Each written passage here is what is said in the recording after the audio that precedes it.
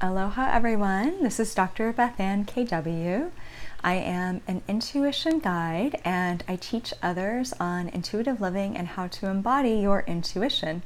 So we're talking about the topic of intuition for the month of October and different aspects of intuition and how to develop it. And in today's video, I want to talk about discernment and discernment when it comes to our intuition, because one of the biggest things that I hear when I'm working with others on intuition development is, how do I know it's real?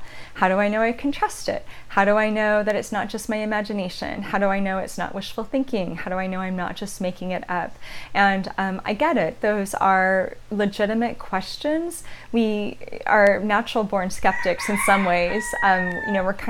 We're not really taught on intuitive development, so we're already predisposed to be a little bit skeptical. But when I just think on a bigger level, we want to be in integrity with ourselves. We want to know that we're receiving accurate information if we're going to act on it, and that we're not just making it up. So how do we develop discernment, and how do we know? The first thing that I think is really important, and it sounds so boring, but it's actually really fun, it's practice. It's developing an intuitive practice that you do consistently enough that you begin to really see the nuances and the intricacies and patterns and how your intuition is coming through.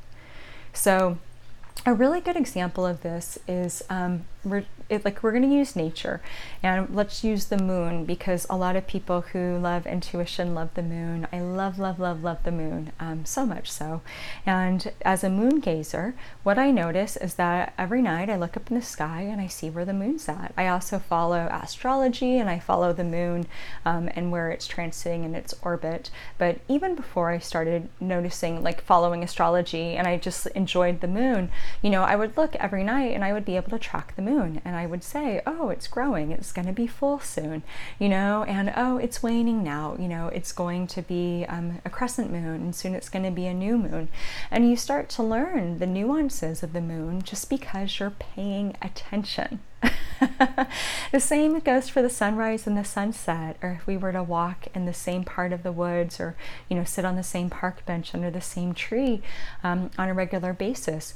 We are paying attention, we're tuned in to that particular aspect of nature, and so we start to notice the seasonal shifts. We notice the cycles of change.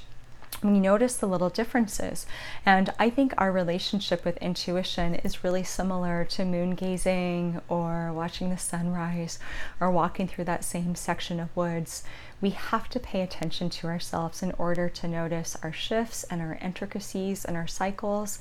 And that's how we really develop discernment. It's by observation, practice, paying attention, taking notes. And that's actually a really fun thing, because it's you getting to know you.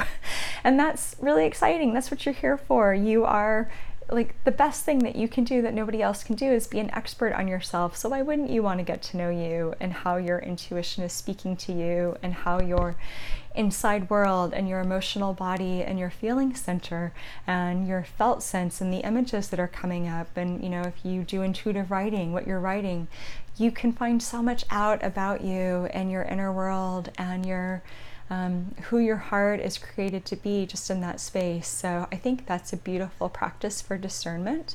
And the second piece that I want to mention in this video is, in order to develop better discernment, we need to let go of our attachment of being right or wrong. That's a hard one.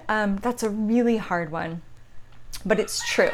Because if we're overly attached to whether or not something's right or wrong, then we've already sort of placed a judgment on it, and we're not really open.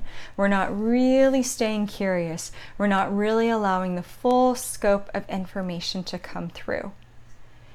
And when we are in that space of, is this right? Is this wrong? Is this right? Is this wrong? We're actually closing our energy. We're closing the ways that intuition can come in. We're closing our imagination. We're closing our consciousness. We close our heart a little bit because we're so concerned with whether or not it's right or wrong. And what I usually tell people is, unless you're going to go hang your shingle tomorrow and say, I'm an intuitive and I do readings, And like, unless you're going to go do that immediately, you don't actually have to be that concerned right now if whether or not it's right or wrong. You just have to be open.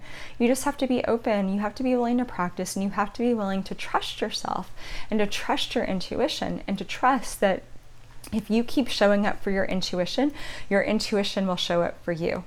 And you will start to figure out what is accurate and what is maybe wishful thinking, or something that was just a kind of fleeting musing that really didn't come to anything. You start to release that expectation that it has to be right or it has to be wrong, that rigidity to it, and you open the playing field. And then what you find is there's actually so much more room for intuitive information to come in. And then you get to work on trusting yourself and trusting the information. And remember, intuitive information will always come with additional confirmation. It's not a one-time hit. Our intuition wants to speak to us because it's the voice of our soul. And our soul wants to speak to us, and it wants to give us guidance. So our soul is not going to say, I only told you that one time, and now I'm not going to tell you anymore. We can ask. We can put our intent out there and say, I'm grappling with this. I think this is what my intuition is saying, but I need more because I'm not quite getting it. And we pay attention to see what shows up. So thank you so much for joining me for this video. I will be talking about intuition the entire month of October. Feel free to subscribe if you haven't already, and you can find out more about me and my offerings and intuitive mentorships on my website, BethAnneKW.com. All right, aloha and light, everyone.